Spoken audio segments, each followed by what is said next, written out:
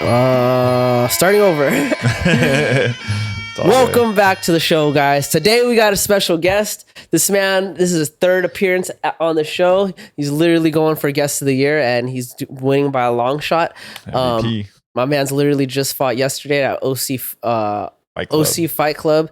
It was their first Muay Thai event ever. They usually hold MMA events, MMA boxing events for the most part. MMA and boxing, yeah, you're right. I forgot about the boxing. And it was over at in Hawaiian Gardens actually, which that was a pretty close venue. Unfortunately, I couldn't make it. I had some work thing that I agreed to go do, so I had to miss it. But my boy carried on. Welcome to the show, Andrew. What's your last name, Andrew? Castrejon. Andrew, mother effing Castrejon, man. Appreciate you, Drew. My brother. Thank you for coming on, dude. Thank you for having me, brother. Jinx, bro. Oh, yeah. Dude, congrats on the victory, my guy, dude. Yeah, bro. Yeah, it was all that hard work that we put in from, since starting in early September, we started the camp. Yeah. Yeah. And you was going to have a fight, an exhibition at the end of September. And then Frankie said November 2nd, get ready for that, back in the ring. So, yeah, man, it was a work in progress. You put on a clinic, bro.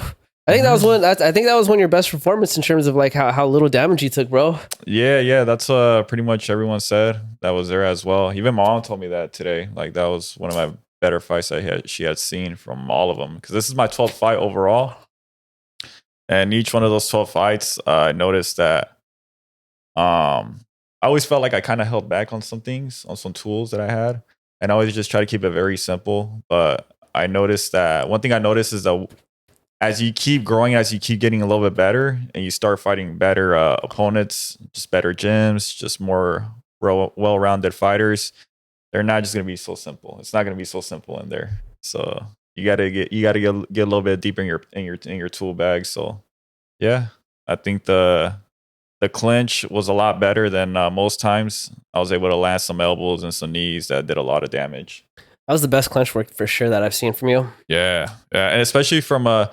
well-respected school gym, Rising Suns. They're really traditional, so they wanted it. They wanted to be in the clinch. I bet they're the ones that wanted those kicks, those body kicks, and clinch city. So yeah, especially them. I'm sure they know what our gym's about. Like our gym's heavy on the combinations and stuff, So I guarantee you they'd not expect to be in a clinch encounter like that. Right.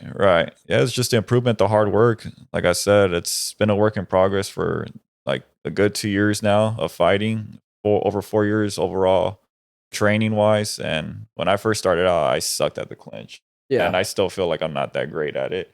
But again, the improvements have shown, the progress is there. So, we could take something from it. Yeah.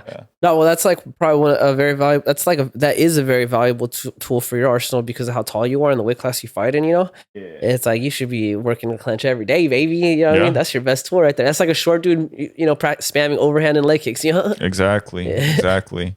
And that's the one thing that's always worked for me as a taller guy is the straight punches. Like the straight punches were money right from the second. Yeah. And that's what we were doing the whole time in camp, right? Straight punches.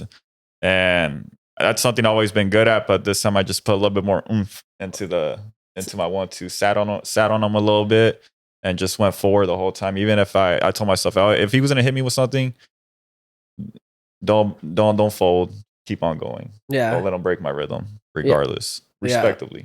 Yep, respectfully, dude. So take us back, dude. How did the fight go? How do you feel like it went? I felt like it went really, really well. Honestly, like I'll give myself like an 8 or 9 out of 10.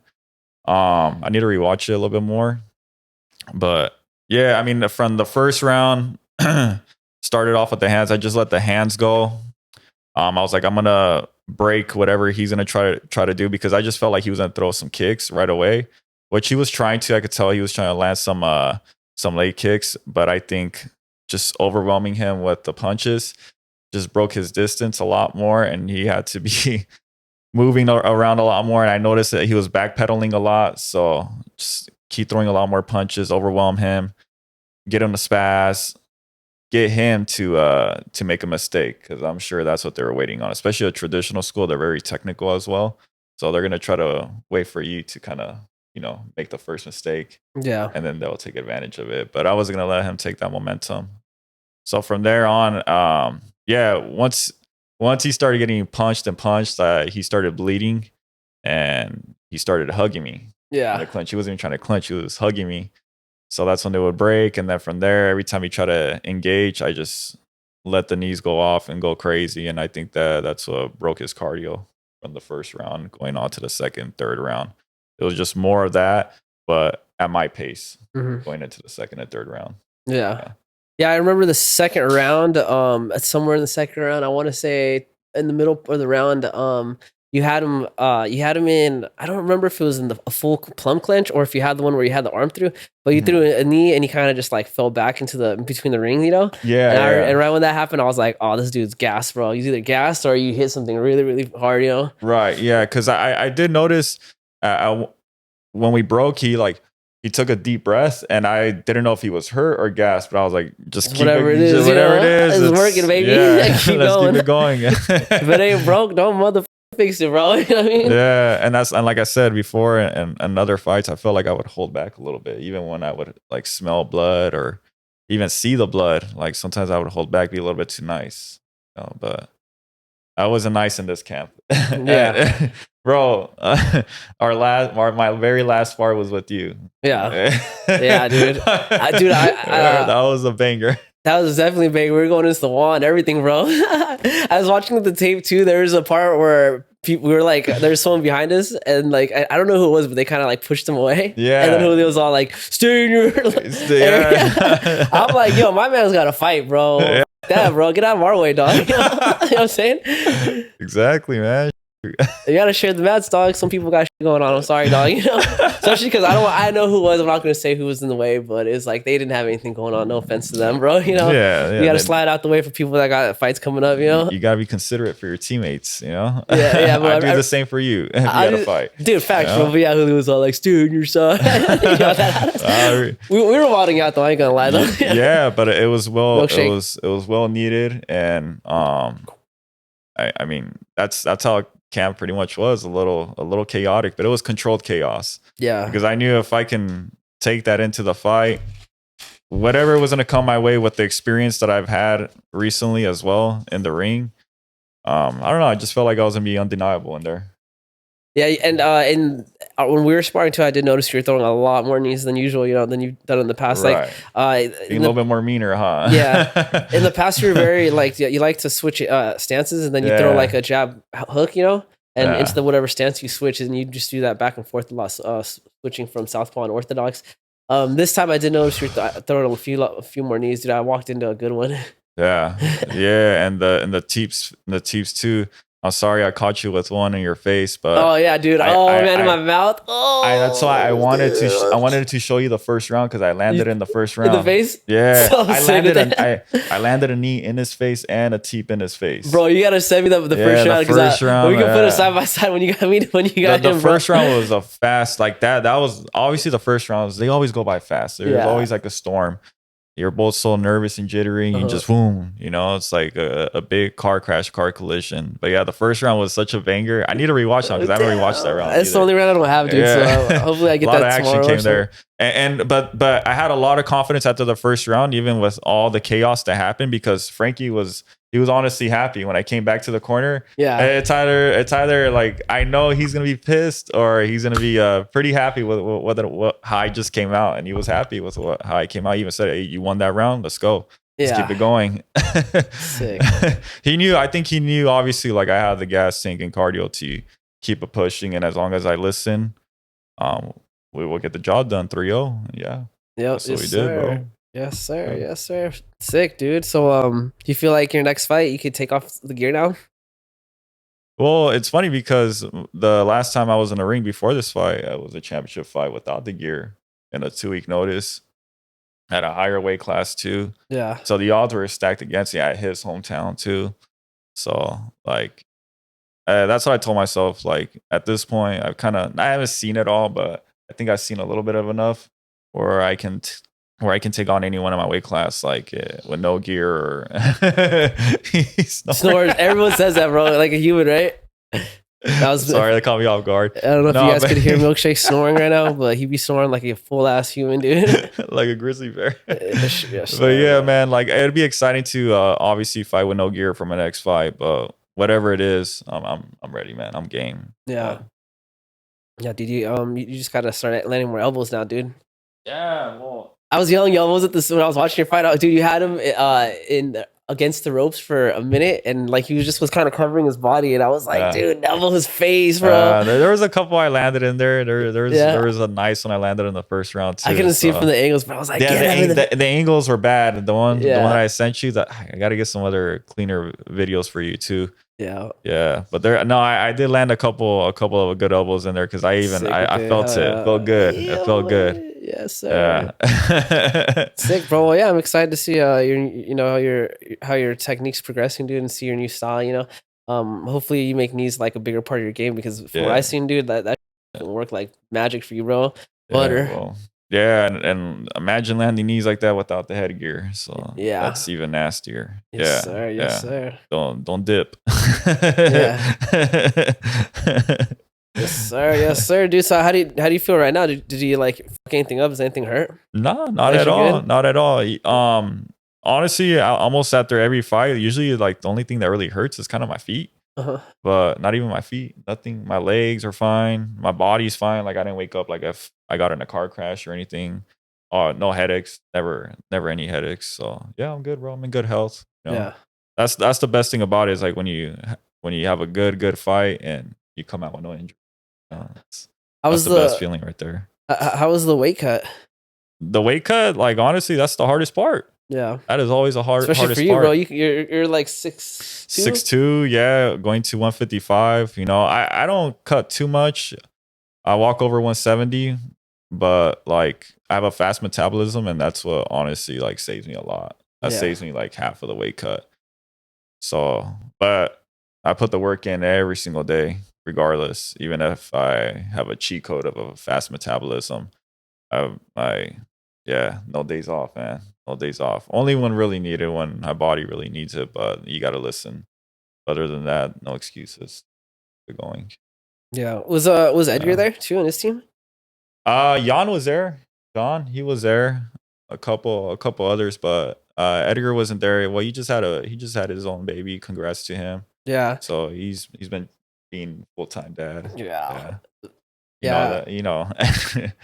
No time for bullshit.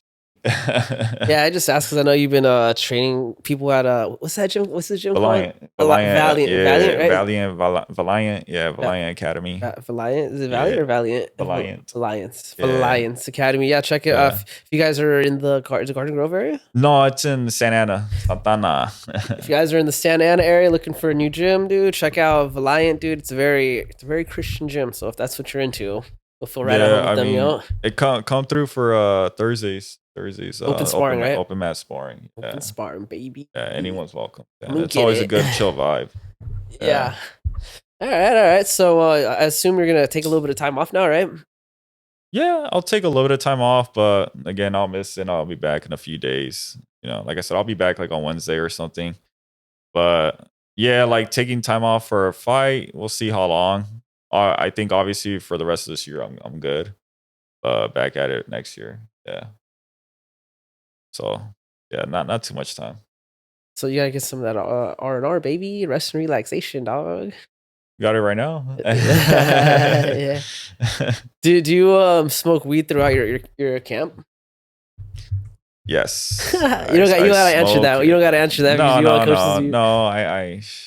I'm not gonna lie or hide that. That's something that's me, because I've always smoked weed for like every day of my life for like the past 9-10 years, honestly. But it's not a thing where I wake up, I smoke weed. I have lunch and go smoke weed. Like it's nothing like that. Like throughout the whole entire week, I have a backwood at the end of the night when I got all my shit done, when I'm ready to hit the hay.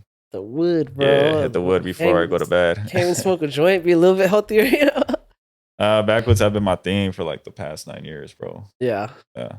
Do you feel like it kind of do you feel like the benefits of smoking outweigh what are the negatives, honestly? Do we know the negatives? I mean, just in general, I've always felt like I've had, great health, thankfully. Thankful to, like, physically and mentally, like, I've always been good, like, strong enough where I can hold my own. So playing sports as a kid and never affected, like, my cardio. I never had any bad lungs, no asthma issues. No one in my family has ever had any asthma issues at all. And no smokers. Like I'm the only smoker, but I only smoke weed. I don't smoke cigarettes or anything else. So yeah. Like I don't know. I feel like as long as you get your shit done, like I don't even drink or do drugs. So it's like, yeah, people do a whole lot worse and get shit done, right? Dude, I feel like there's benefits to smoking and training. I think there's probably a negative impact on maybe your conditioning. I don't know. I know that the science says it doesn't affect your cardiovascular system, but I'm sure it's not good for something, you know. But the biggest negative that I can think of from smoking and training is the wake up, bro. Because when I'm high, it just makes me hungry, dog. You know what I mean? See, yeah, it's all about balancing it out because I get it. The only time when I'll be like smoking a little bit more freely is like on the weekends, like when I have a little bit more time for myself, but I'm still like on the go. But like I'll eat before I smoke. So like I'll smoke right before I go to bed. So I just like force myself to get like too high to the point where I just got to go to bed and knock out like that. And I feel like that's the way to recover because the next morning I'm not as sore. Yeah. And I can do it all over again. I can go do those 3 hours of hard training. You know what I mean? I can go get those 3-5 miles done. Yeah. You know? I won't be like so achy and you know. Yeah, I've told people in the past, and I still tell them today. It's like if you want to zone out and do something, get fucking high and go do it, bro. Whatever it is. When I'm high and I'm hitting the bag, it's like magical, dude. I like enjoy doing it. You know what I mean? It's fun. I'm just sitting here throwing combinations. Yeah, it's not like you're hitting the bag all stupid, being a stupid stoner or anything like that. You know, I just feel like that's a stupid stigma. Dude, I'm just zoned out, dude. I don't even hear the person next to me, you know? Yeah, bro. Especially you got your own AirPods on. Like, dude, I'm in my own world, bro. Dude, I got those over the ear beats, dude. Go smoke a joint, you know? Go hit the bag, and I'm chilling for like 20-30 minutes.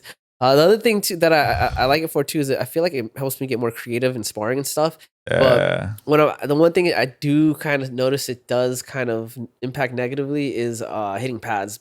Just for the fact that like I can't remember pay attention sometimes, you know. Especially if we're in the group class. If it's like a if I'm just doing a private with someone and they're just holding pads for me, it's a lot easier because I can it's just me and you direct. Yeah. What to do, you know. But when it comes to like a group setting and Frankie's like explaining stuff, dude, I just start to just daydream a little bit. You know? Honestly, for me, I just get a little bit more nervous, bro. Like if it's someone like you, like Mo knows what the fuck he's doing, so I really got to lock in and not fuck up the pads. Yeah. Like I feel bad. Like I don't want to go. You know, no, for I want sure. you to get a good workout too. Oh, dude, yeah, dude, that's the worst. That's the worst, bro. It's holding pads for someone and you're the one. It can sometimes suck too because if you don't hold it right, you might get fucked up, bro. Yeah, that too. Bro, I feel so bad for Frankie. I fucked up his hand while he was holding pads for me yesterday while we're getting ready. While I'm about to go out there. You just hit something wrong or what? Yeah, he was asking for an elbow, and I think I went for a straight. I don't know if he was asking for an elbow or a straight. One of the two. And I went with the opposite, and just the timing. Yeah, I think he like hyperextended his thumb or his wrist or something because he was like holding like he's like yeah. I was like, oh my god, and it was going so good. Like we were like 2 rounds in. Yeah, we were flowing and everything. It was just that wrong timing right there. Yeah, oh man, I felt so bad, and after that, I was like, all right, I really got to win out. Yeah, like I'm sorry, coach. I'll make sure I'll get the dub. Dude, Frankie got fucked up too with Sid, dude. Oh, were you there when she kicked him in the head? I heard though. I want to ask Sid to come on the pod, bro. Yeah, she should, bro. She's had so many fights, and she's got so great. She's a good talker too, dude. She's very like. She has good words. Because she's got a good soul and a good personality. You can tell, man. Yeah, she's educated too, you know. So she can. I think, but yeah, I've been wanting to ask her, but it's a little side thing. But yeah, I was there when it happened, dude. It happened right in front of me. What was I doing? I think I was putting my clothes on in the ring, or like right in front of the ring. You know, I was sitting on the ring, and like, dude, just out the corner of my eye, I caught it, bro. How did Frankie react? He was, dude. It looked like it hurt, bro. Yeah, I can imagine. But like, you know, was he mad? Was he upset? Well, you know how Frankie gets, dude. He tries to make it a joke, you know. But you can tell, like, oh, he's kind of he makes a joke, but he lets you know you messed up, you know. But yeah, Coach Frankie was holding for Sid, one of our fighters. He held for a body kick, and she like kind of hit the pad, but like the tip of the pad, and it went over and just hit his head on his bald, shiny head, bro. I just saw the whole gleam of the poop. And, Coach has taken some damage this year. You went holding pads for us, bro. Even with Julio too. He's getting fucked up this year, bro. The least I could do is get him a dub, right? Yeah, for sure. No, bro, but honestly, I think being a coach like that sucks because it's like you're holding pads for like people a lot, dude. Your whole day is just holding pads for people. Like with us, it's like we do it in groups, so you're only holding pads for a third of the time. Yeah. Maybe 2/3 if you have a new person, 2 new people, you know. But and like for us, we're like in the flow of things. Like he's coaching, you know what I mean? Like we're training. So yeah like yeah. I don't want the sensei to get hurt, man. No, sir, bro. I gotta see if Sid still got that tape, bro. Maybe for her interview, we'll be able to throw it on. But let's go, Sid. Yeah. Does she have a fight coming up, or she just fought, right? No, she just fought. For Cali Muay Thai, right? For Cali Muay Thai. Cali, dude. I like Cali Muay Thai, man. Yeah. They're coming up. Have you been to their events? Yeah, I've been to their events before. I remember the one for Edgar. He fought. Oh yeah. Was one of them. Yeah, I've been to a couple of them, but I've been to the Commerce Casino a couple of times. Yeah, cool casino. I like what they're doing, dude. Cali Muay Thai. They're a newer promotion. I respect it. You know. Yeah. They have a lot of shows there with the Fighters Rep as well, so they always got bangers. Yeah. Commerce Fighters Rep. I haven't got to go to too many Fighters Rep, dude, just because the whole situation with Oh yeah, no. So, but I think I've only been to one, dude. It was like a long time ago. Yeah, I've been to a couple of them. They have some good shows though. I want to go, bro. I think for a local show, they're the best kickboxing show. You know. Absolutely. Yeah. No, and they got a lot of clout out there. Got a lot of love. Yeah, their fighters are dope as hell as well. And you've had a few of them on here as well. Yeah. Very well respected.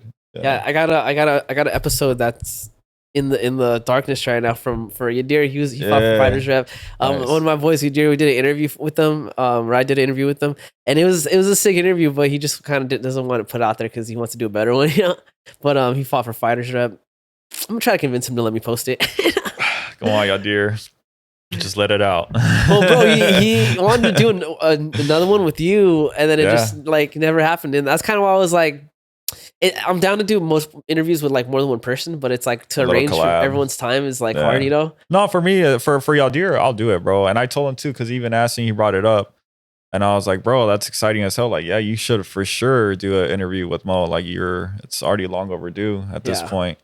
And I think for him, it's probably also because he hasn't fought in a couple years. So it's like, Yeah. Like, well, he wants to keep fighting for Fighters Rep. Yeah. He wants that, but he Yeah. Nah, I don't want to drop any news, but he did mention, he does want to make a little comeback. Not gonna say when, but yeah. He's been getting swole, bro. Hey, dude, he's swole right now, dude. Oh, he's already got. He has the hands. He has the experience. Yeah. He's won championships before too. So he's been fighting for a while, bro. When we did the interview, like a decade. When we were doing the interview, he told me his whole story. He started when he was fucking young, bro. Yeah, I think in high school or something, like 16 is when he started. Yeah, because bro's like about my age, so yeah, he's been doing this for a long, long time, longer than you, probably. Yeah, for sure, dude. Yeah, for sure. Yeah, longer than all of us. Yeah, that's a great teammate of ours.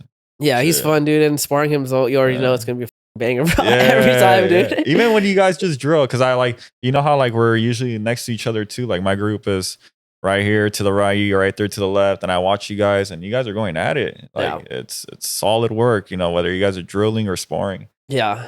You guys are going after it. Yeah, he's fun to train with, dude. He's been working on a lot of kicks this last year. He's been got some kicks better? Going on, bro. Yeah, bro. He threw some kicks at me last time we sparred. And it threw me off so much because with him, I know he likes to box. Yeah, so I'm always prepared to box, and I'm sitting on my way, and he starts kicking me, and I'm like, what the bro? Now he's mixing it up more, huh? Yeah, I told him, I was like, bro, keep doing that because that threw me off, bro. Yeah. And his hands are already enough to deal with, so. Yeah. Yeah, he has some good kicks too. Yeah, he just doesn't like to use them, but he's got some cool kicks, bro. Especially because he's a lefty, bro. I'm like, bro, you can line that up to the inside legs, the body. He can switch, bro. He can be a righty or a lefty. Yeah, that's the unique thing about like, because there's also like I watch basketball and baseball. There's basketball and baseball players that can like switch off. They can shoot left, shoot right. Bat right, bat left, and those are like the most unique. It's like the bilingual type of players. Yeah. That, I never thought about that in other sports. Is there is there an advantage in other sports? Or? Yeah, I mean, think about it. If you can go right or you can go left, like the defense has it's like pick your poison. He doesn't have a weak spot. Like usually, okay, maybe forcing him to his left. is a weaker spot, so you have a higher advantage of stopping him. Well, he's just as good going to his left as his right. Yeah. You know, so it is an advantage when it comes to fighting too. If you can switch stances, you know, southpaw and orthodox and be just as fluid, I mean, how are you going to force them into, yeah. you know, well, there's a huge advantage. There's a huge advantage in martial arts, but I never thought about it for basketball, though. Yeah. I'm going to look into that more now because now I'm curious, dude. Yeah. Look at Kobe Bryant, man. Shout out Kobe. Yeah. R.I.P.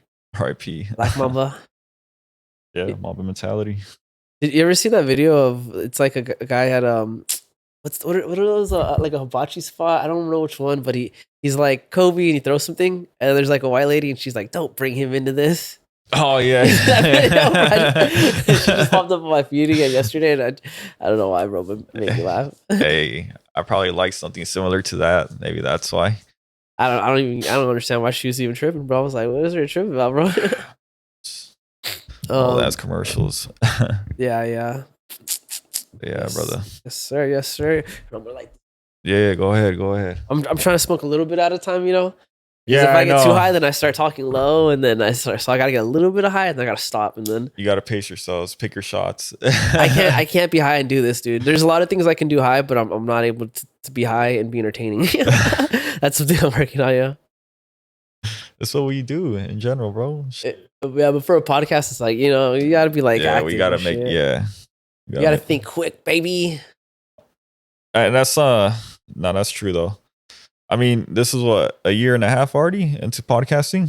Yeah, it's been about that, dude. About a year and a half. Probably a little longer, but we could say a year and a half. Yeah, because I remember after my first amateur fight, I was on here. Yeah, that was like over a year ago already. Yeah, you were like I think you were my first guest, dude. Like actual guest. Yeah. I think so. Well, yeah, one of the very few. Yeah. Yeah. Yeah, I gotta get you like a medal or something, a trophy, like for fighting. You know, I gotta get you a bigger trophy than the ones they give you for fights, bro. You know, like a cigarette one. For real, man. They be cheap as hell. Yeah, bro. Do all that hard work and risk all that CT. I know, right? For a $10 belt,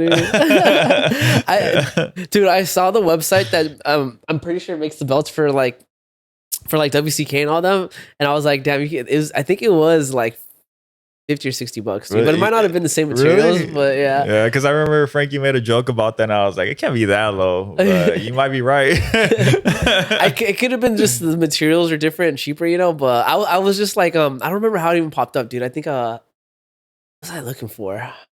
Just invest a little bit more to the belts, you know. I was trying to. I had a fighter come on, and I was trying to get all of his belts, like pictures of him, to put like in the thumbnail, you know.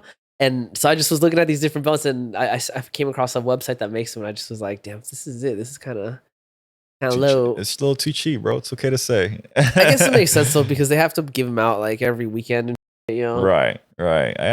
It'd be nice though to have a nice belt, you know. Well, I mean, if they're making enough money in that promotion, I think the belts are something that you should definitely invest in. Silver plated, dog. Just plated. Not doesn't have to be solid, you know. Yeah, just something that looks really nice. Something, you know, that looks like it's worth fighting for.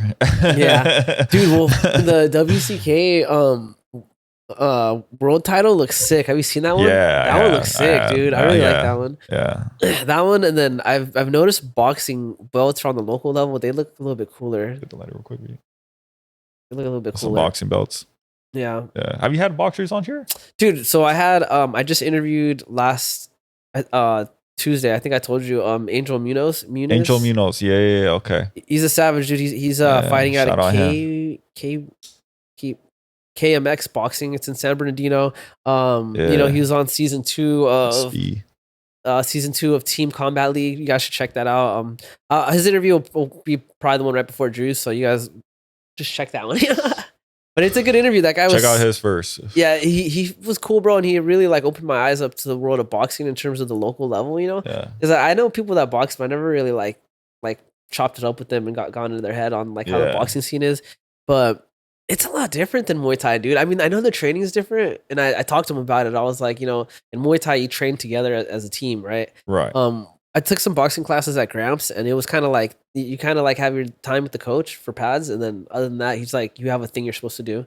You're doing it on your own, like a workout, running, whatever, you know. Like your own road work. Yeah, so he'll tell you hit the bag for like 30 minutes, go run like 10 laps around the gym, and then come back, and then it'll be your turn to hit pads. Kind of like a fight camp.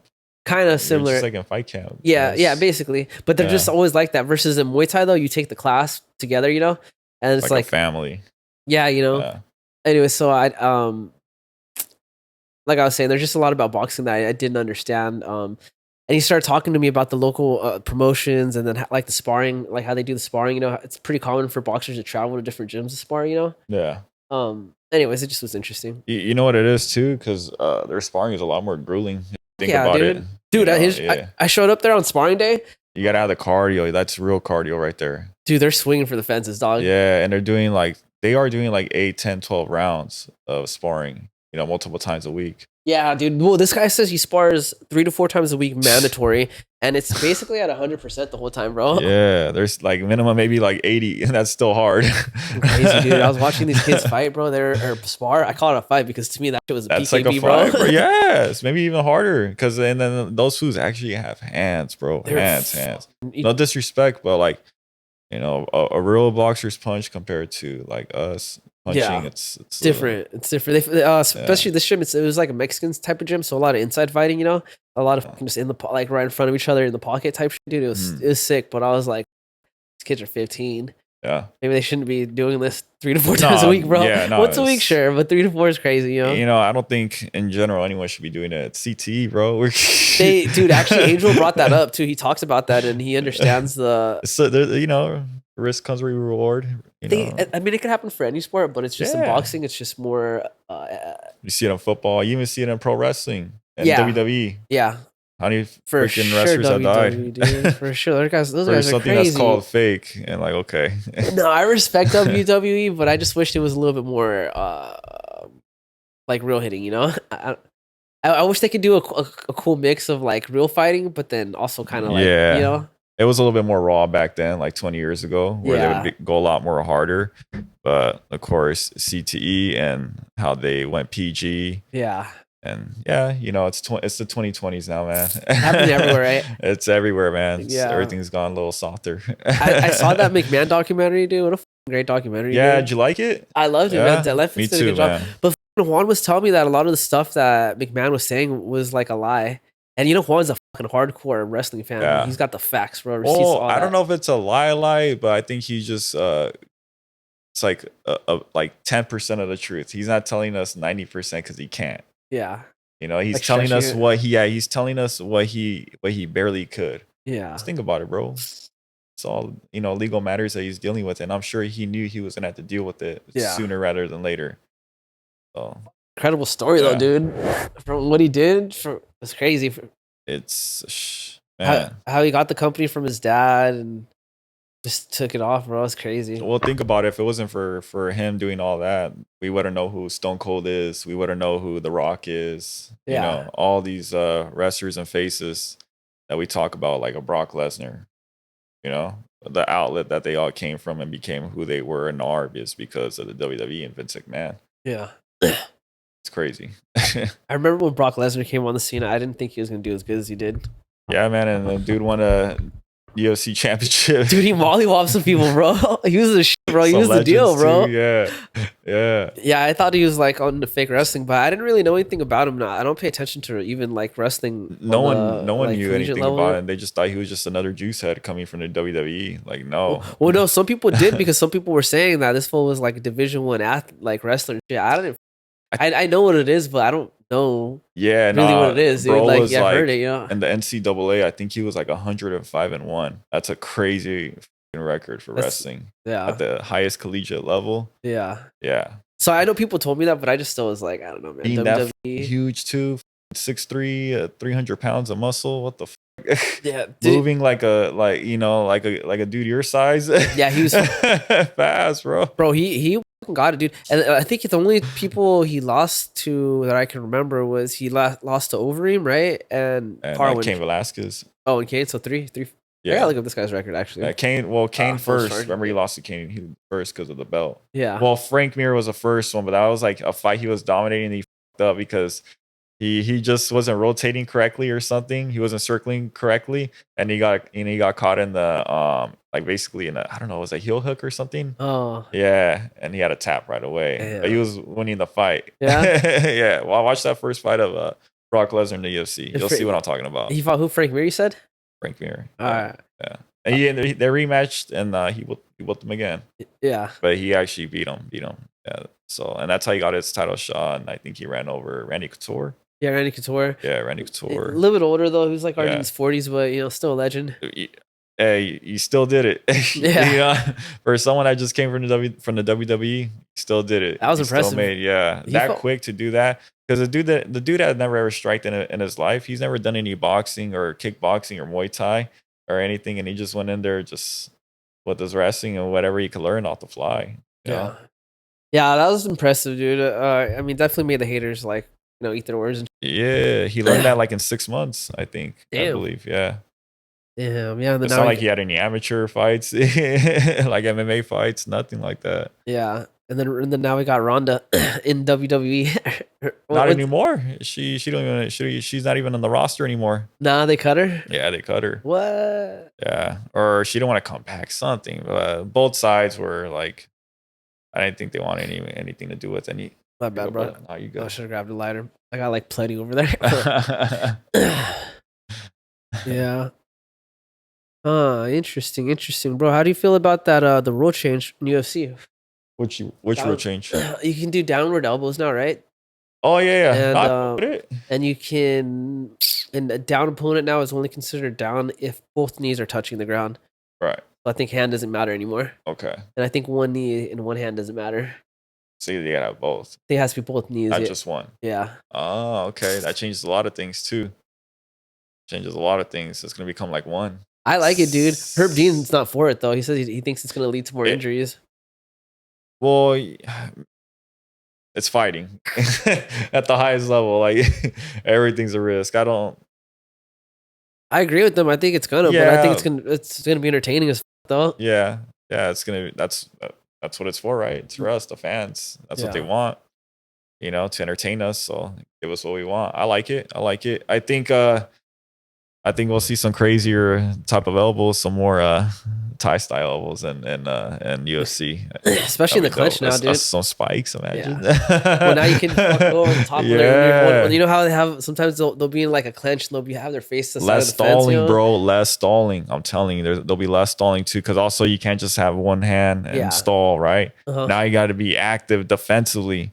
So it's gonna get things moving and going. If not, if you don't move, you're gonna get mollywopped. I think that's a good move because especially right now in the UFC, you have a lot of the champions coming up that are like wrestlers, like strong wrestling base, and you know it's cool. I respect it, but it gets a little boring. But I think this just gives them more tools to use in the clinch and stuff. You know, so hopefully they can get more finishes. Like, let me see, who can I think of? I thought Milkshake was outside. I was like, gonna get outside. It was like the smoke and the reflection, dude. Anyways, what was I saying? You know, like Marab. You know, Marab's cool, but Marab. Marab. If you could start, you know, throwing some music in the clench, hopefully gets a little something going. He's a guy that just likes to take control of you, huh? Yeah. There's a few of those guys, and it's cool. I respect it. That's their style, and it's working for him. Huh? Like Bilal. Oh yeah, dude. Especially another champ. Yeah. But like they're also so good and technical as well. But like there's just this one little thing that they're missing where they can just finish the fight right there. I'm thinking that's going to benefit them the most. So hopefully they use this to their advantage because I'm okay with you grappling and winning, but I want to see some. You know? Yeah, especially at the highest level like that, right? Why not? If I'm gonna be paying for these pay-per-views for $50, $80, whatever, dude. No, it's like $80. It's like $80. Yeah, I know. I said 50. I wish it was 50. Prices, you know? Yeah. I don't pay. Clearly, I don't pay for pay-per-views. You know. But if I'm gonna pay for like $80 for a pay-per-view, you know, they know I'll be watching. I want to see some. I want to see some violence, dog. Yeah. No, for sure. I mean, you all want some blood. Dude, my air filter is going off, and I don't know if it's because we're smoking or if it's because you know how there's the fires right now. What fires? There's some fires in Southern California. Yeah, they said they could see it in space, dude. Yeah. What? Where in Southern California though? I didn't look into it. Like in the hills, obviously. I didn't look into it, but I did notice that there was ash all over my car because I washed it today. And I was like, "What the?" And then I saw it. I saw it on the news and I put it together. But check this out, dude. It's supposed to be somewhere in Southern California. I should have looked more into it. Hopefully everyone's okay. No one park fire. Largest force. California largest wildfire of the year explodes in size and destroys scores of buildings. Yeah, it's pretty. Oh wait, it's telling me something about. Dude, so mad. I'm not paying for your news thing. I'm sorry, dude. But that wasn't. Nah, I think that was in July, bro. It was in July. No, this is published September 26th. Wait. Yeah, even then. Wait. All right. That was the wrong one. Yeah, no, we in November now. There's a fire. There's a fire right now. There's somewhere going on. The fire is in here, G. We burning that fire, bro. Anyways, they said they could see it in space. It's in Mendocino. It's in Mendocino. They can see it from space, though. Wait, was this a fake ad or something? What's going on here? Are you trolling, dog? Dude, am I tripping? I don't know, man. Did I just see? What's that called when you a Mandela effect? A Mandela effect? Yeah. Did I just travel through space time into a different dimension? Next thing you know, tomorrow, there's a fire nearby. No. Then I'd be like, am I the destroyer of life? Nice. Did I bring that by thinking of it? Hey. Bro, I saw the craziest thing. What is it called? I saw this thing where they take stem cells from people's skin and they turn it into a portion of a brain. Then they take this brain and they hook it up to like a computer chip and then they put it into like a computer, like an AI. So it's like an organic AI is what they're calling it. So off of stem cells, bro. But it's weird, bro. So it's like they basically, the reason they're doing it is because they have supercomputers, right? And supercomputers are technically more powerful than this organic AI thing, you know? But the problem is it requires a lot more energy. And so they don't have enough energy to power it to get like better results, right? So this organic thing, it's like 1/5 the strength of a supercomputer, which is still pretty fast and good, you know? Anyway, so the point being is like one of the things they did was they created this simulation, right? This program. They hooked up this organic brain matter to it, and they basically made it in this world. The AI, the computer was a butterfly. They didn't tell it how a butterfly acted or what it did. They just gave it like sensory. They somehow programmed sensory nerves into the AI, you know, into the machine, and just off of how it felt things, it was able to like figure out what a butterfly does. So it started flapping his wings like a butterfly. You could actually the butterfly effect, bro. You can rent time to mess with this butterfly. Do this. Yeah, there's a company that does this. You can pay and you can like do things in the computer for the butterfly. But it's weird because when people aren't paying for anything and they turn the program off, it's like they can watch the brain and stuff, and it's still flying around like a butterfly, like the responses it's giving. So it still thinks it's in the computer, right? Yeah. It's just weird. I saw things where they hooked it up to robots, bro. That was weird. It was AI, bro. Dude, they hooked up brain matter to a robot. Think about that. That's a cyborg, bro. That's I mean, that's where we're heading to. Though. I'm not surprised. I'm gonna send you this, dude, because it's wild, bro. Though, and I think I'm doing a terrible job because this makes me feel like Skynet is happening. Yeah, I'm not surprised, dog. Yeah. Oh, it's intense, huh? I was literally watching before you came over. Actually, when you hit me up to do the pod, bro, tonight, I was watching videos on this, and I was literally about to go down a rabbit hole and just learn as much as I could about it. I stopped you from it. No, you can go back to it tonight. No, but you're good. So I was sitting here waiting it out. I was like, do I want to go down this rabbit hole or kick it with you? And I was like, nah, I'm kicking with you, you know? But I was literally watching a video, like, when I was talking to you about it. I was watching a TED Talk about it. Hey. Yeah. So, anyways, I have to check that out tonight. It kind of blows my mind, and it's like, is that thing sentient then? Maybe. Should it have rights? Yeah. I don't know. It's a little too far. Dude, I don't know if we should be doing this kind of stuff. Nah. I don't know. Maybe a little bit too dangerous. Just kind of up, I guess. Yeah. I saw this one experiment a long time ago. It was from the 90s, dude. They basically took two monkeys and they cut their brains out and they swapped the brains in different bodies, and they just observed the monkeys and they lived, bro. Yeah, they lived, bro, for like 10 days or something. That's a long time. I'm pretty sure they could have brought it back to life, but I think the experiment, like, I don't think you're allowed to have shit alive for a certain amount of time. I think there's a cutoff point. But I mean, 10 days. I mean, that's enough time right there to bring someone alive. Dude, it's crazy. In a different body. Yeah. Can you imagine like they cut out my brain? It's like, do you still think like you in my body now, or are you me now? Or does it even not matter? Maybe once you cut the brain off, you start over, reset. I think there may be some form of habits of you and I in one body. Yeah. So get this, bro. The scientists that did this said, I think only one monkey survived. Actually, I think the other one died, but the monkey that survived, you can actually see footage of it too. It's in black and white. It was it's not in black and white. It's in colors in the 90s. Duh. Anyways, that's stupid. I'm just trying to exaggerate, bro. That old dog. It's like it's shitty 90s, like hand camera though. You know, all pixelated. But anyways, dude, the monkey was like tripping, bro. It kept like looking. It was like kind of tied down, but it was like looking at itself. Like it looked like it was tripping, bro. Milkshake. Yeah. No, I need to peep that though. Anyways, that sounds intense, bro. Tough experiments, right? Yeah, I mean, there's a lot out there. I came on that video because I was looking at experiments that happened in the 90s. Yeah. The 90s? Yeah, that's what I Googled. I just started looking at it, on YouTube. Hey, we're 90s babies, bro. Shit. That's all I wanted to know, you know? Yeah. Like, what kind of going around when I was a baby? Yeah. That's true. What year were you born in? 1990, dog. 90 itself? Yeah. What the hell? Okay. I thought you were 91 or 92. I was born in 95. Yeah, I'm 90, dog. I was there for it. The whole decade.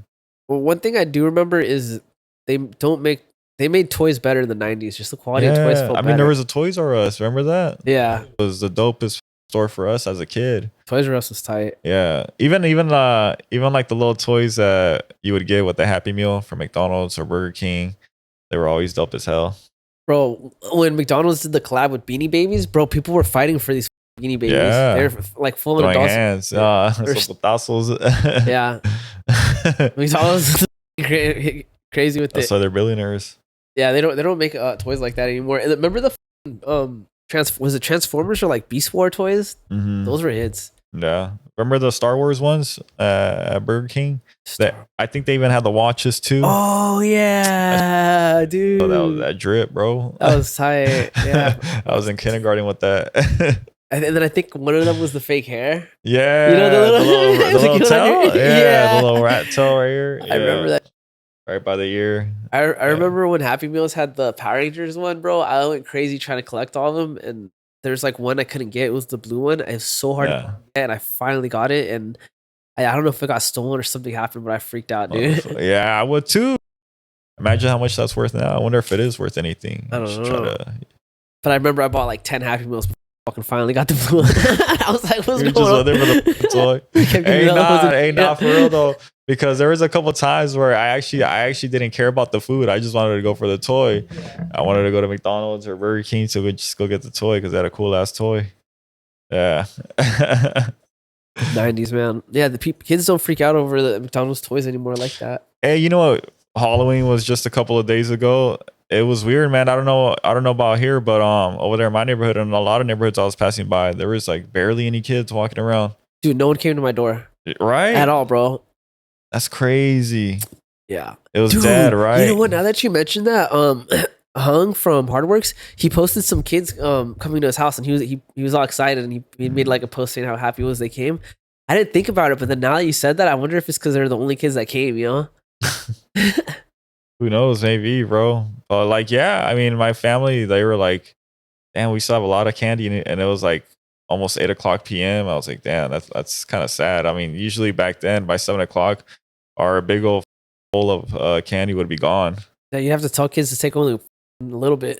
No, well, like, yeah. They'd be dragging too much, dude. Yeah, back then, you had to be strict. Only one per. Yeah, I got like 30 kids coming, bro. Yeah, and I even told my family, just give the kids like a bunch. Then they're like, we are, and like we still have a bunch. Like we don't care how much they take. Like, there's no one. I'm like, damn, that's sad. What do you think? What do you think the reason suck. for that? You think it was COVID, or do you? Well, part of that, but I already saw it trending this way before that, bro. Like, think about it. Even 5 years ago in 2019, before we knew what COVID was, or before we had any thought of this, we were already heading towards a world where like people were like antisocial, not wanting to get outside, or just being weird, you know, like not wanting to talk to each other, associate, you know what I mean? Yeah. You know, yeah. Dude, this is gonna, I think if this continues. We already had that social distance before social distance became the thing. Yeah. We already had that going on. Yeah, I just think this is just gonna perpetuate more of a secluded like community or civilization for America, or at least here in California, because I don't know how other states are doing, you know. Yeah. But it's like you got like kids in high school right now. They just want to play games and stay in, right? And then the younger generation under them, they don't even want to. They don't know what it's like to go out for Halloween, you know. You know. Yeah, nobody can balance. Like you can do both. I'm not saying you got to quit video games or quit being whatever it is that you're doing. Like it's okay to go outside too. Well, I'm just saying it's like it's like we're pushing kids inside more and more now. You know, yeah, but I think that's the parents' fault. Obviously, that's where it starts at home. You know, I don't know. Like, oh my bad. People are just too soft on their own kids. I was about to say something. Yeah, my bad. Not yet. Yeah. People are just too soft, you know, with the youth nowadays, man. Yeah. You know, I'm not saying go hit your kids or anything like that, but come on, man. Don't teach them how to be betas. Wait, he wants to go outside again. He's gonna do that. Nah, he's just gonna try to go see what's going on. Look at that. He's yawning. I don't even. And sometimes I'm like, does he got to pee? Because then it's. Oh yeah. Wait, that's right. My bad. I don't know. Because so for the people watching, listening, I'm taking care of my dad's dog right now. My dog's on vacation. This dude's a little spoiled brat, dude. He keeps coming to my sliding door trying to go out. I'll let him out, and he'll literally go outside to sniff some shit and come back in like a minute later. And he does this like 10 times a day, bro. Like over 10 times a day, 10 times within an hour. So sometimes I try to like not let him out, but then I start to feel guilty. He could use. He needs to use the bathroom. Yeah. What do you guys think? Should I start whooping him every time he wastes my time, or what? Mo Vic. Dude, so Michael Vick. Bro, so I had to put a shock collar on him, dude. I felt so guilty. I feel so bad. Yeah. My neighbors were complaining about his barking. For real? Yeah. Oh, shit. And I think they told my manager. You know, have animal control roll up in here. We're not supposed to have dogs, bro. Oh, that's already one thing to worry about. So and he's a big old dog, dude. Dude, his bark is gnarly. It's scary, dude. Yeah. So yeah, I had to put a shock collar on him because he barks like, I guess like, he doesn't do it when I'm around because he knows I'm gonna whoop him, yo. Yeah. But I guess when I'm at work, my neighbor was telling me he barks the whole day, dude. So, anyways, I put it's a little bit of a bust. Yeah, so I put a shock collar on him, and I feel really bad, dude. Honestly. Pobrecito. Yeah. But I don't know what else to do, dude. He's got to stop barking, you know. Yeah. But it worked, dude. After the first day, he stopped barking. Yeah. Yeah, dude. Hey, they're just like little kids, huh? They just crying for attention. Yeah. So the collar I got, it's got 3 settings, right? It's got a noise. Why do I keep hitting that button, dude? It's got a noise. It's got a vibrate, and then it's got the shock. So you can basically choose like if you want all 3 or 2. No. So I think he's had the shock for a week. I'm gonna take the shock off and just do the noise and the vibrate, and I'm gonna see if that like kind of. Yeah. You can get him to just trick him to stop barking still, you know? Chill him out, huh? Yeah, just stay on the track he's been on, you know, keep good behavior up. Yeah. Well, he seems like a good dog in general. You know what I mean? Yeah, he's chill. He just doesn't like other animals. Like at all. He'll try to kill anything he sees, dude. For real? Yeah, it's so hard to get friends and stuff because he's always attacking other people's pets. But like around the other humans, he's chill. Loves humans. Yeah. Yeah, loves humans. Yeah. Never attacked a human. He's had like small children like pull his ears and like play rough with them. He's never like bit them or anything. That's good though. Yeah. At least you know he won't get fucked up by any other dog. Dude, he's down for the shits, bro. He's half bulldog, half boxer, and yeah, it's like the bulldog I think is just crazy, bro. The aggressive side. Dude, he don't give a fuck. Dude, when he's at my dad's house, my dad has a fence in his front yard. If he sees like another dog walking on the sidewalk, he'll literally like try to push through the fence. Like he'll be like in his face up trying to get to him. He just like loses it, dude. You know? Yeah. Bad dog, bro. Yeah. The bad boy. But you know what I think I'm gonna do? So the shock collar worked so well. Milkshake. It's up to say, but it worked. But you can get a shock collar where you push a button. So I think I'm gonna get that. And when I take him for walks, if he tries to attack another dog, I'm gonna shock him, bro. Because that works, dude. And I feel bad for saying it, but you can't argue good results. Oh, milkshake. Think Yeah. he just took a whiz. He did, bro. Dude, did you see that the Ilya fight? Oh, against my boy Max. Dude. Yeah, unfortunately, I saw my boy Max get knocked out, or finished. Yeah. But he put up a great fight though. He was doing great. Just Ilya has that touch too, where he can put you out. And one thing that worked against Max was once your back is against the fence and Ilya's coming with that pressure and landing big shots like that, and then he landed a nasty hook. Yeah, no one's really gonna survive after that. So yeah, I think Max was doing great. I think the game plan he was working on was being effective. Like staying on the outside. On the end of the pockets. And he was fast. He was landing a lot of kicks, dude. Too. He was like kicking and sliding out. Yeah, and I like that.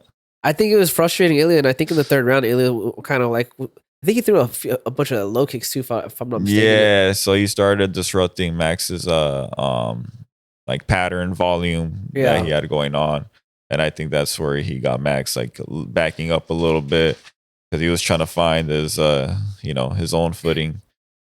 And yeah, I mean, sometimes you just get caught like that, bro. It just takes a little mistake like that, but at the highest level, that's all it really takes. Yeah, from what I think happened, I gotta rewatch the fight. But what I think happened was Max was doing good the first and second round, and I think in the third round he tried to get a little too saucy with it, I think he was trying to like bang a little more, Yeah, I think he tried to stay in the pocket a little bit too much more than he should have. I think, yeah, and it's like. I get it. You may think you're winning too in the fight, and like, okay, you can start turning it up in a way where like, you're feeling yourself. But in a fight like that against an opponent like that, you can't play that game. Yeah, Ilya is the guy that he just takes one. It's like Pereira, right? You don't want to play that game. No. You know what I mean? Just if you got whatever you've been working on. Keep it technical, yeah. Until he breaks that. Well, I feel like it was the same thing with Volk, dude. Volk was doing good too. He was landing a lot of kicks, and he had the same strategy to stay on the outside, land a lot of kicks, and then like he's using a lot of footwork, which I think Max was doing better than Volk was his footwork. But Volk ended up getting caught against the cage, right? And then he decided just to bang it out. He kind of just bit down his mouth guard and started. He threw like some punches back, and then he got dropped. Well, I think Max was doing great too, especially as a taller person.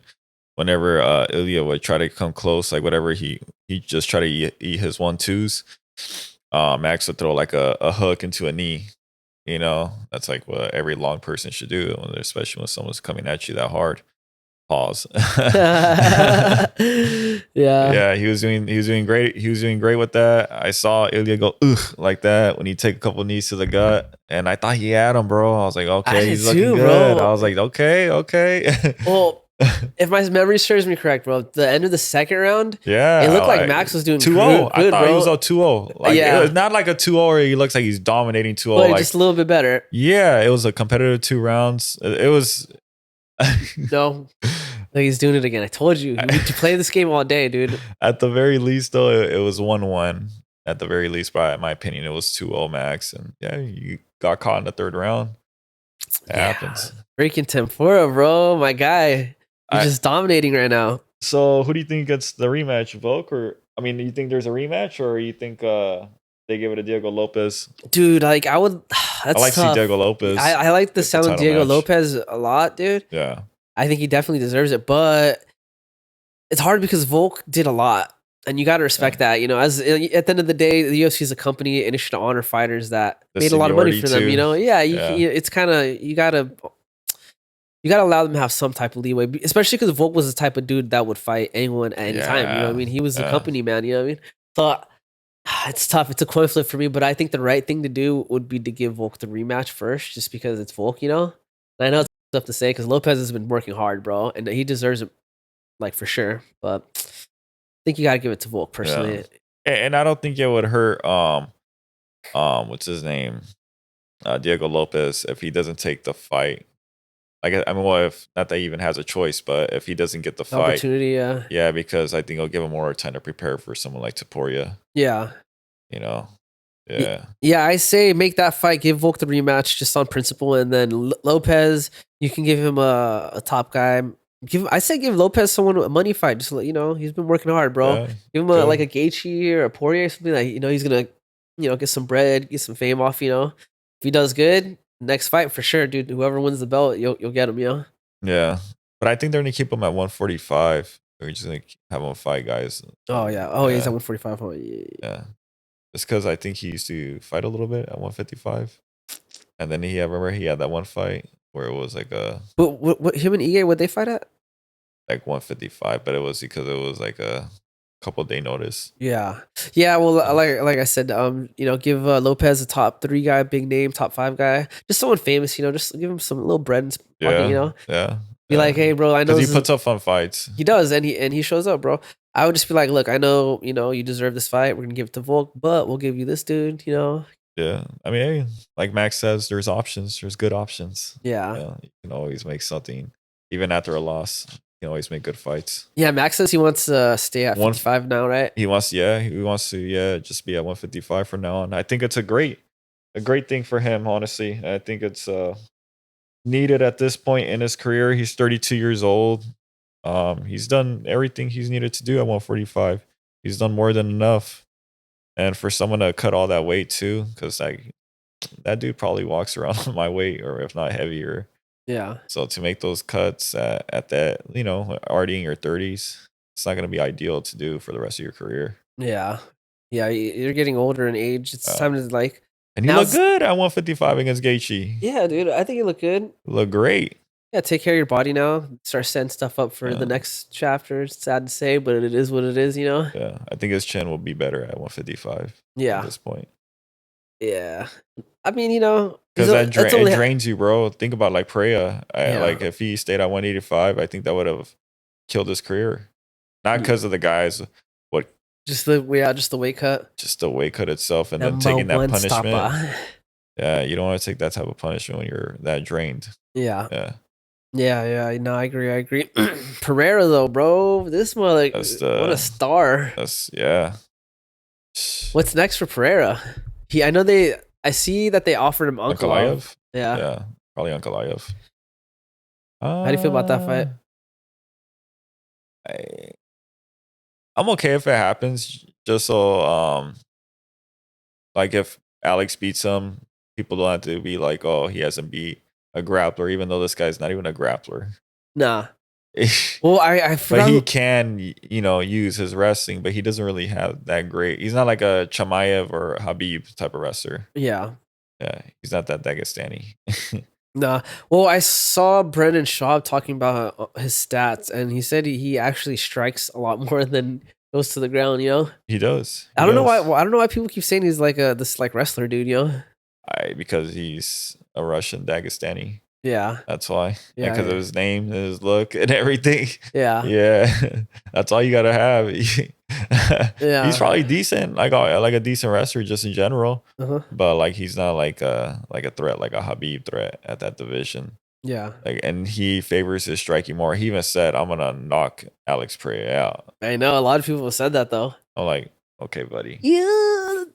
I'm down for it, but he's a big dude. He's a big. Don't get me wrong. Like I'm sure he's got the power to knock out Freya, but I don't think he's got the speed and even the cardio and everything, and just in general, like the striking aspect, the technique that at the highest level. I don't know if he matches up with Pereira, but it'd be crazy if he actually puts up a fight like we just saw with Khalil. Yeah. But I actually had a great feeling that Khalil would have put up a great fight like that. I thought it was up there. I thought people that might be one of the best fights of the year right there, bro. Dude, I thought people were not respecting Khalil for what he was, bro. A lot of people, he was the underdog. Like most of the people I talked with thought that Pereira was going to walk through him. He's half Thai. Yeah, I was like, bro, you got to put some respect on Khalil Roundtree because this he represented for us, bro. Fights on, dude. Yeah. Bro. Yeah.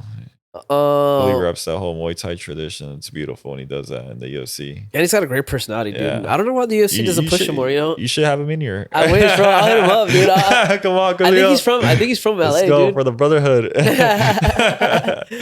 Yeah, he's from LA, if I'm not mistaken. I think he grew up in LA. Yeah. And then, but he lives out in Vegas, I believe. Yeah, people keep telling me that. Yeah, I gotta travel out there. So you can be like, come on, Khalil. Hey, go out there, bro. There's a lot of fighters just in general. Yeah. Just link up with some of them. The Apex Center. I'll go with you. I gotta get some workouts over there. I gotta get in with someone that can get me in the Apex Center, dude. Mm, I gotta find out someone that, you know. that's all you need right there. Yeah. Yeah. Oh shit, Go get it, bro. Oh shit, I don't know which one's which. Yeah, it's okay, brother. Yeah, you're welcome, bro. Yeah, so Pereira's destroying it. I saw him spar that pro boxer. I think today I saw it on my feed. Yeah, he spars a lot of boxers. That's one thing I wanna partake a little bit more too, because that's one thing. That's one thing I implemented a lot more. My bad, I cut you off too. Nah, go ahead. I implemented a lot more boxing sparring in this camp, just in general, like some more boxing rounds. That's very important. Like doing that is like next level, because it is. Yeah. The cardio is a lot different than Muay Thai. Well, the pace that boxers put on is a lot different than Muay Thai. You know, it's just gas from the get go. It seems like, you know, it's the real man dance. Yeah, dude. Well, that organization I was telling you about, TCL, it's fucking the 1 3-minute round. That's all you get. Most people get only 1 3-minute round. That's your fight, you know. Yeah. So it's like all gas the whole 3 minute, bro. And I like it. I've been watching a little bit of that, and I've been getting into it. I'll send you some links, dude. Just straight putazos for 3 minutes. Yeah. I dude, after interviewing this guy, I got a lot more curious about the boxing world. I wanna learn more about it, you know. Well, what about the homie Christian? Christian? From Westward, Christian. Oh, from West Coast Athletics. Yeah, West Coast. Oh yeah, he's big into boxing. Yeah, too. Yeah, he's got a boxing program at his gym actually. Yeah, he got a boxing class. Good guys like him who are well into boxing. Shout out him. Yeah, but now the boxing community, it's been getting up there again too. They're getting big, bro. The new wave, it's coming, bro. The new generation, they're putting them on. I mean, boxing's always been big, but this whole thing with like the Misfits stuff and like the celebrity boxing matches is kind of crazy. Actually, think about it. That's perpetuating the sport. Like it's bringing it back. Because honestly, I felt like in a way, yeah, because it gets younger viewers to watch, but then like they might actually fall in love with it, where like they actually want to try it out for themselves. They get serious with it. Like they're not just looking up to a Jake Paul or Logan Paul or whoever the fuck it is, some streamer. Like they're actually taking it seriously now to the point where like they understand, like, okay, let me go look at a Lomachenko, let me go study him, something like that. And yeah, you can see the younger generation are starting to take this thing more serious. Just in general, I see it in every martial art now, even in Muay Thai, kickboxing, MMA especially. I see the kids are really more in tune with learning just self-defense and this, and it's beautiful. Yeah, I think martial arts in general is becoming bigger, but boxing for some reason is just skyrocketing. It's just everyone knows boxing now. Because it's where the money's at. Yeah. Out of all of them, out of all combat sports, it's where the money's at, bro. So at the end of the day, it's like, okay, if I'm gonna do one combat sport where like I'm gonna take it serious, where I got to take it that much serious, and I'm gonna try to make the most money as I can as possible and get the fuck out, it's boxing, right? Yeah. I didn't like after I interviewed Angel, I just never really thought about like the local circuit for boxing. I was like, oh, that's interesting. I want to learn more about this, Yeah. I want to learn more about this culture, I want to learn more about CTE. For sure. Bro, I'm telling you, these kids were throwing putazos, bro. Little 15-year-old kids. I gotta go to school tomorrow.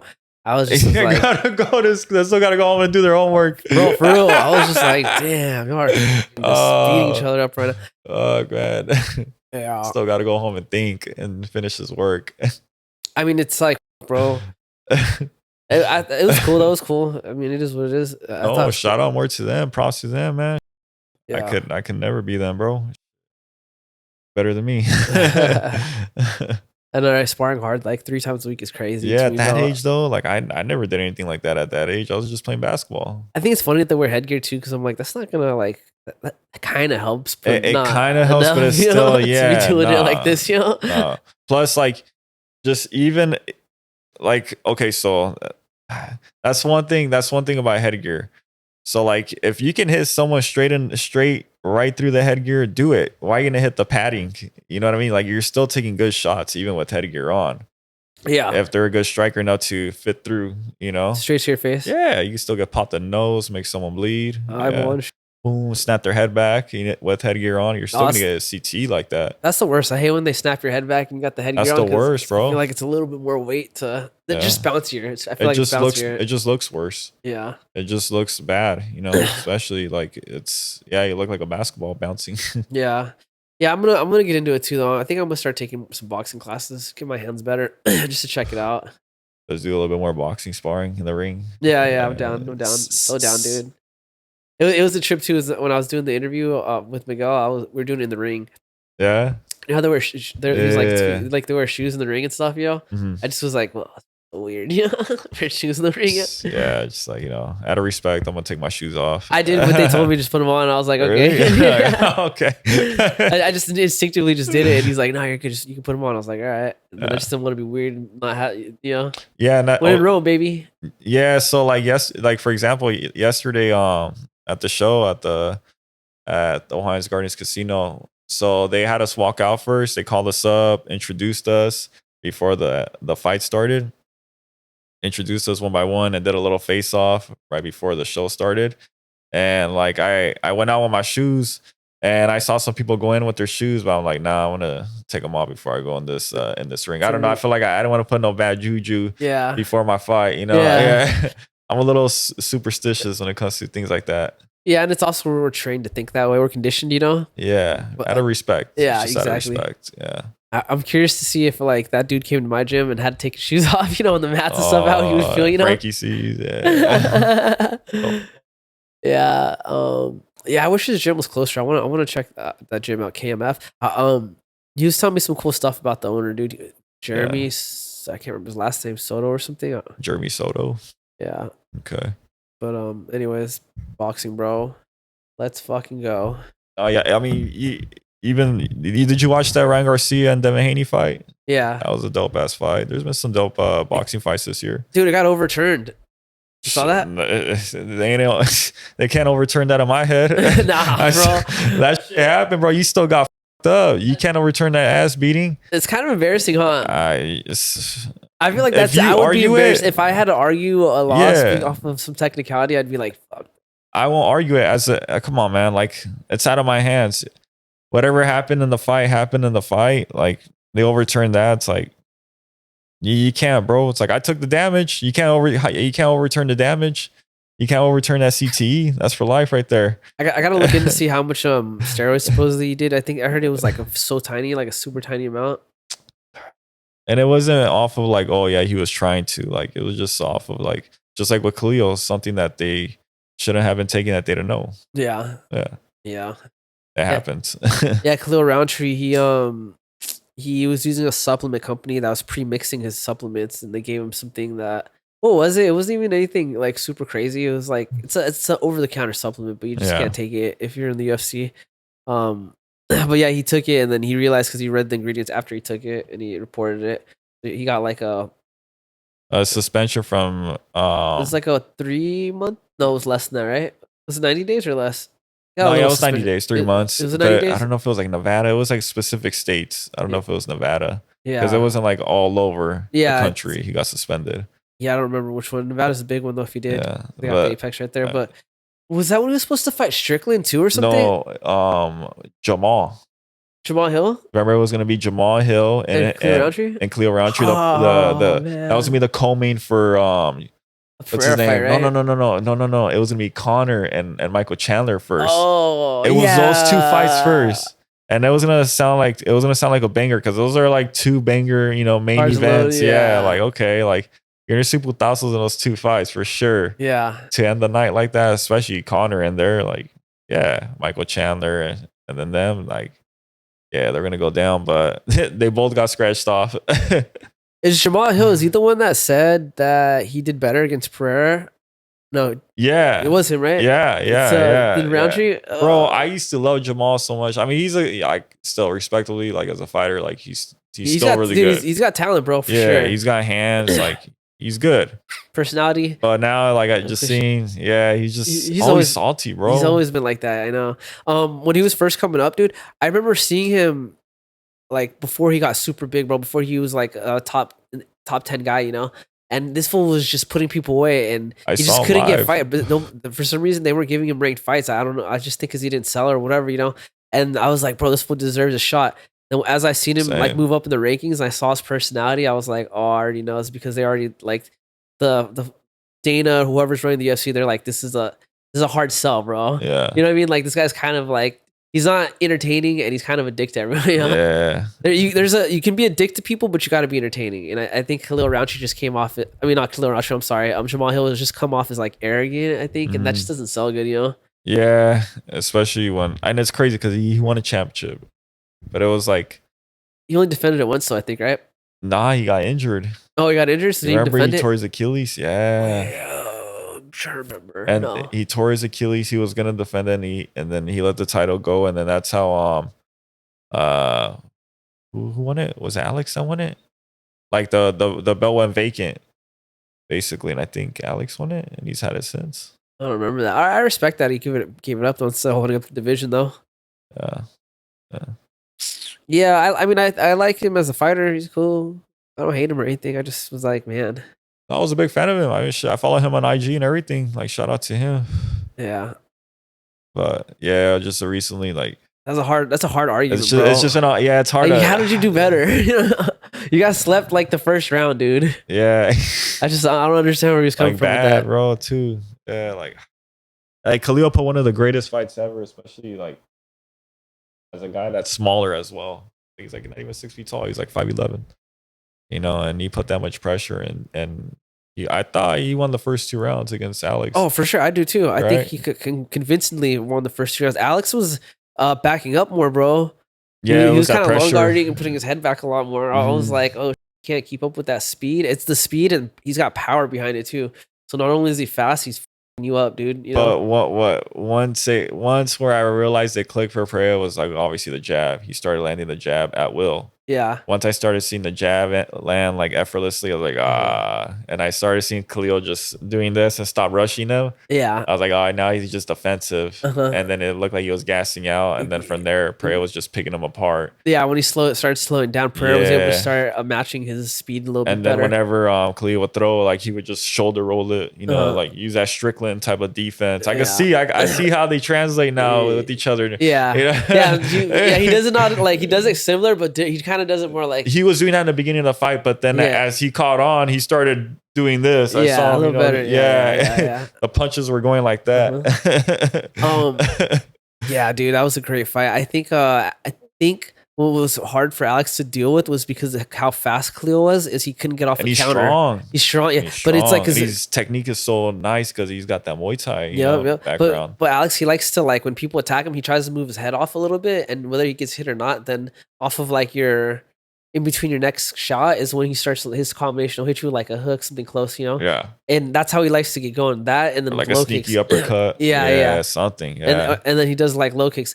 I think Khalil was doing a good job at checking and moving his feet to not get low kicked too bad, Yeah. And then I think because Khalil was so fast, as Alex just couldn't get that first counter off to start his to start his combinations. And I just was like, Khalil can keep this up. It's like he can't get comfortable, But then third round, I was like, there he goes. Nah, and that's one thing that reminded me Khalil, what he said after his fight. He's like, because someone asked him like in a podcast interview, like, oh, did the low kicks affect you? He's like, nah. He's like, I knew that would be an issue, something that Alex is great at, but like feeling it in there, like I felt to my own training partners, and like I come from a Muay Thai background. Like I felt low kicks. Yeah. Well, he did a good job at defending him though. He checked and he kept moving his feet around and not allowing Pereira to really like slam those low kicks. You gotta have a Mo as your training partner. That's what it is, man. That's how you prepare for it. Yeah, Pereira had to switch over to that jab actually instead of like trying to like kind of poke with the low kick. He started poking with the jab now. Yeah, he was flicking it. Out there, that's the thing with Pereira too, is he's capable of making these little changes, dude. He pays attention to it, his style looks so sloppy, but he's really like thinking about shit and he's got going on. It might look sloppy, but to him, it's like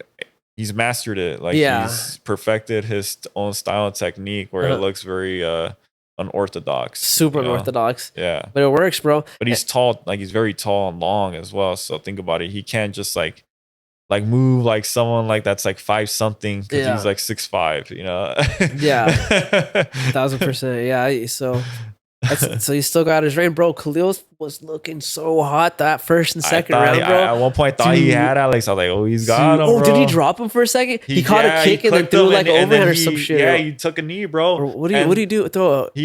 Alex went for a high kick, and Khalil kind of sort of ducked it. He missed completely, so he got him off balance, and from there he landed like a right hook. Yeah, he landed a right hook, and then like Alex just. Dude, yeah. He lost contact. Like it was like a, like a flash. It was a flash because he went right back up and back to fighting, back to jabbing. yeah, dude. That fight was just such. I gotta rewatch that fight, man. What a great fight that was. Dude. And to open up the third round, I remember he got him with the just a blitz 1, 2, 3 and a sneak kick. Yeah, that sneak kick right to Pereira's liver, and Pereira he even went like that, and he went to the cage, and then he just went back to. Yeah, Khalil was a monster, to stone face. Like what the whatever Khalil hit him with though, he just went back to himself. Like what the dude? Yeah, I'm surprised Khalil didn't like try to take him down more or something. I thought he's not a wrestler. He's never gone for a takedown ever. But did he do wrestling? Was that his first? No. I think I could have sworn he was like a grappler or something first. Bro, he was an emo, a fat kid when he was. I thought he was like into wrestling and shit. Why am I thinking that? He always started. He even said he started in like kickboxing, Muay Thai because striking just seemed easier than getting on the ground because he was 300 pounds. Yeah. Like as a 300-pound fat guy, like it's going to be tough to move around on the ground like that. Sick. Yeah. So he just like, I'm just going to stick to standing up. Like fighting this way. Like he's like, every fight starts on the feet, right? Yeah. I wonder why I thought that, dude. I think I said that a few times. Fact check. Hey man. Shit, that's what real homies are here for. Yes, sir. Yes, sir. Dude, we got the election coming up, dude. Who you think got in the bag? I don't know, dude. It's a tough one. It looks tight though, because I've been looking at. Yeah, it's gonna be a tight one, regardless. Yeah, whoever wins. Well, I mean, at this point, I think we all know that it's like up to the swing states, right? So I guess whatever they're feeling. Yeah, I think they're gonna give it to Trump though. I wonder if I gotta like, yeah. I think they're gonna give. I think Trump probably should take it from what I've seen. I was in HB actually over the weekend, and I seen so many Trump cars with Trump flags and all that. There's a dumpster truck with his face on it. It's crazy. Yeah. They're the crazy ones. Like, yeah, it's not them that's running the office. It's Trump himself, and whatever their views are is not the same. Whatever Trump has, yeah. I might have to cut this up because fucking YouTube's a little election stuff right now. Oh no, yeah, I know. They straight up told. They sent me an email. Yeah, they said monetize.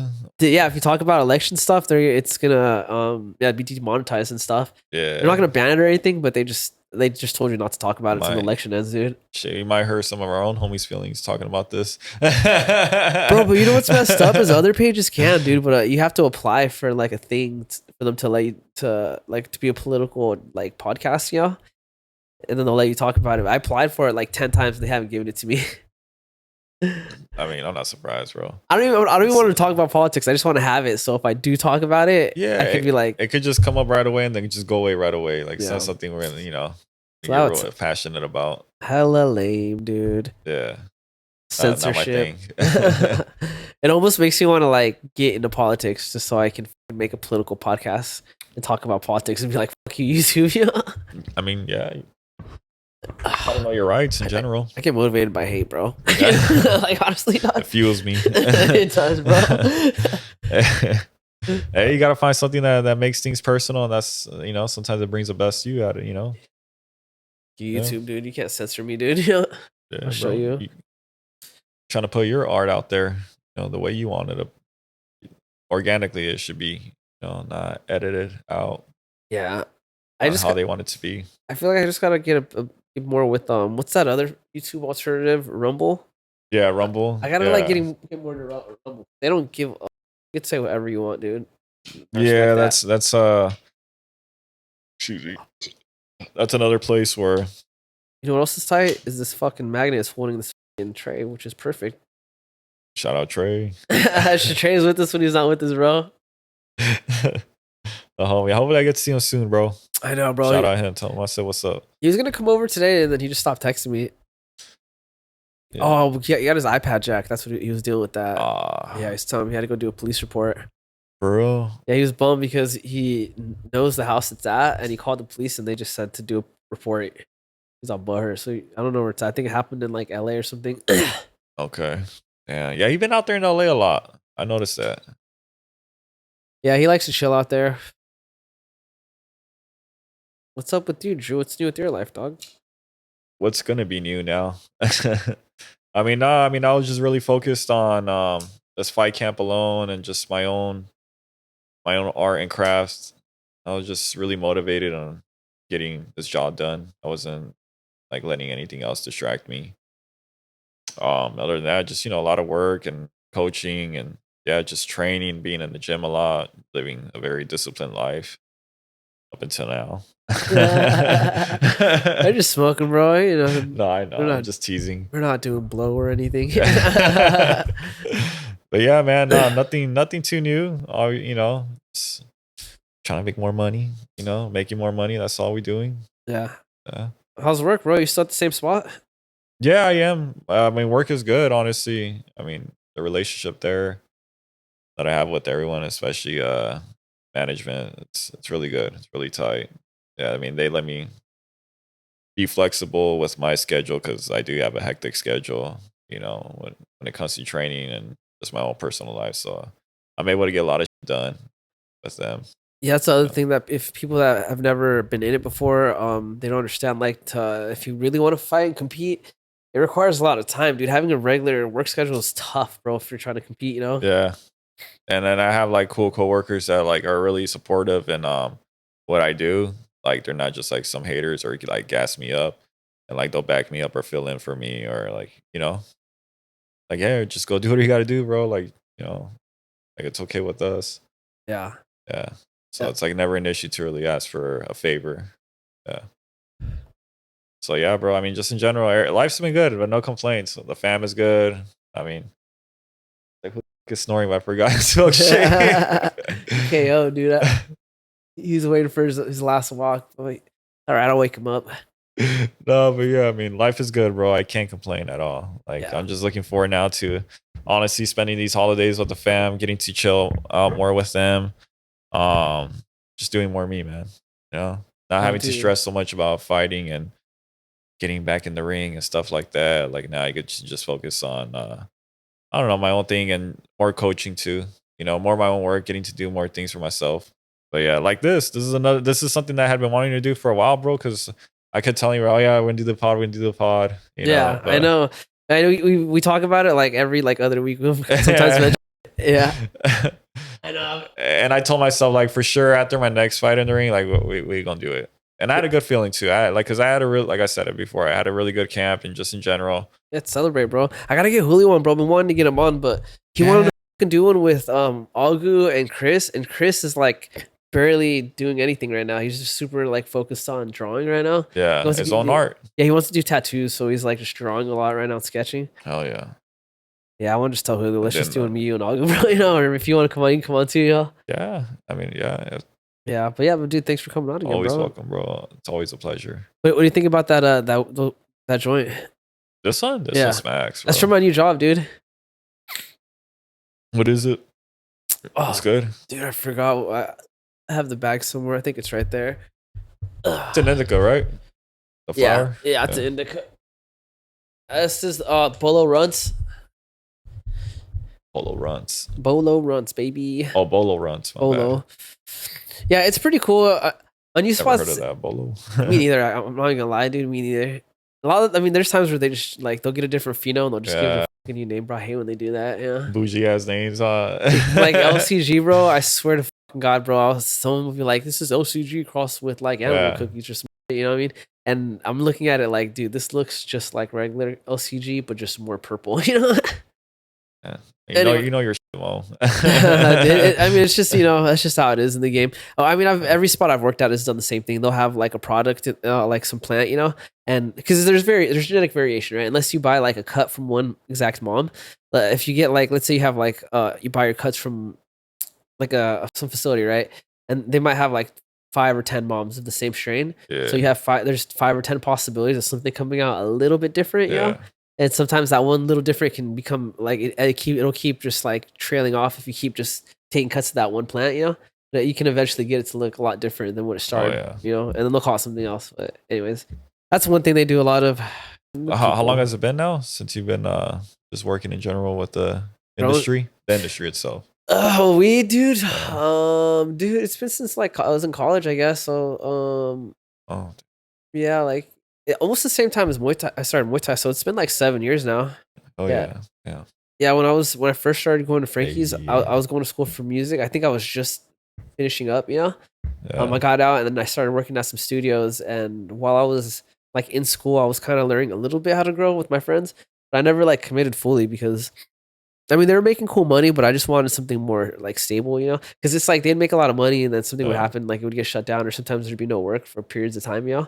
And I just didn't like that. I was like, I want something consistent and like a regular job that I don't know I yeah, can have money in the bank. It's like I don't have to fucking figure out how to put this money in my bank. yeah. Anyway, so I Absolutely. did music.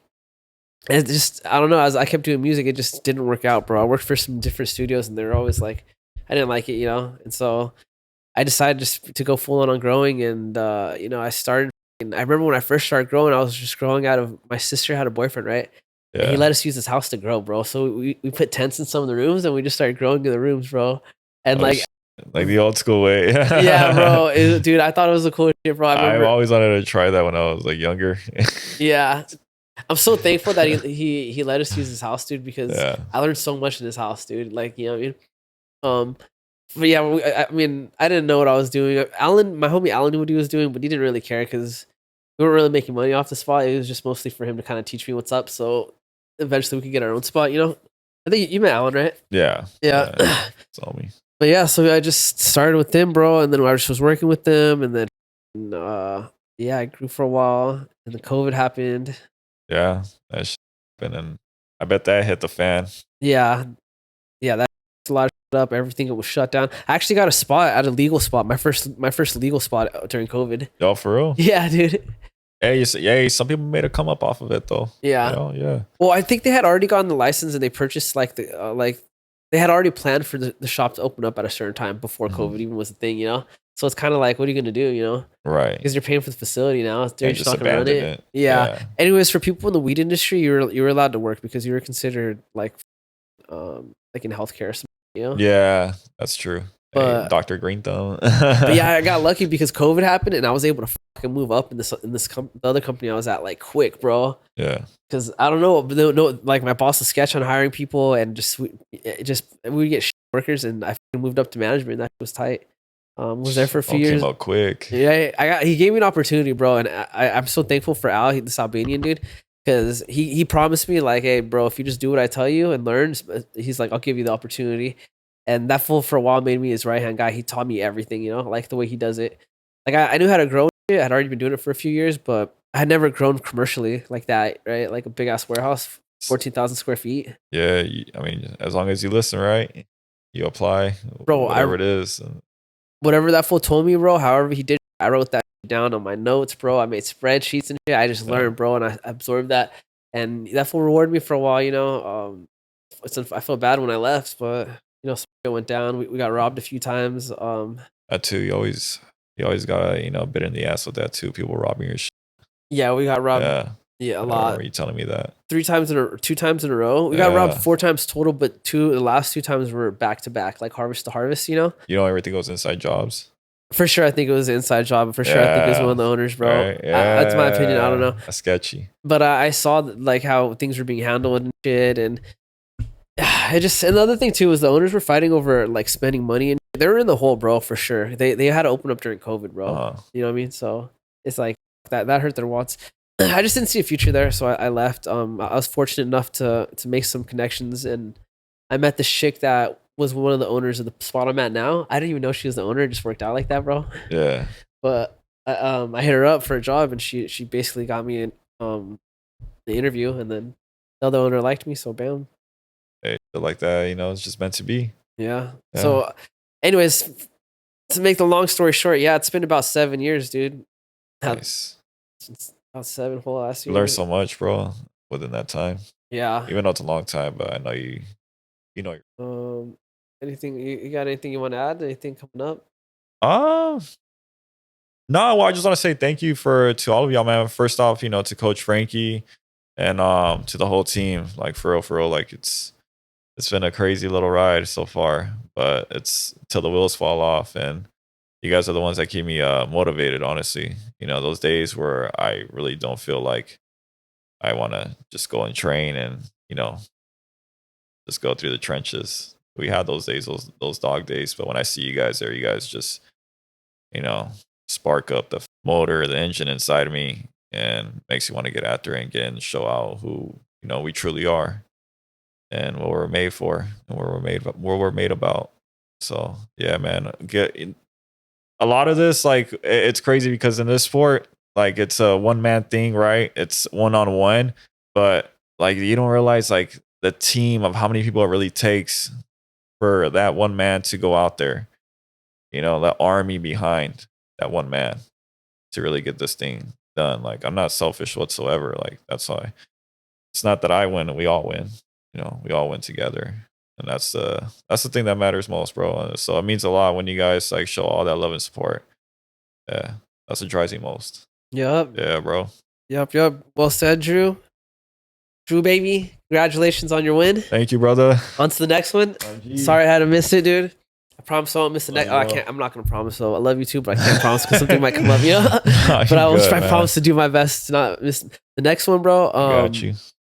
Have a good concert tomorrow, man. I'll see you. Oh yeah, gonna go see Gunna. Hopefully, Thugger pops out. Yeah. So if you see, if y'all see Drew out there, living life, Yeah, I just have a little fun, but I'm still gonna be back in the gym. That's what I'm saying. Like, you never know. A good opportunity might come up. I got to get back in it and get back to it. That's nothing new. And I'm only excited for what's to come next. Like, I'm going to take a little break, but I'll be back soon. It won't be long. Yes, sir. Yeah. All right. As always, stay cool, stay high. Go do some motherfucking Muay Thai, baby. Go smoke the wood. Yes, sir. Goodbye, everyone.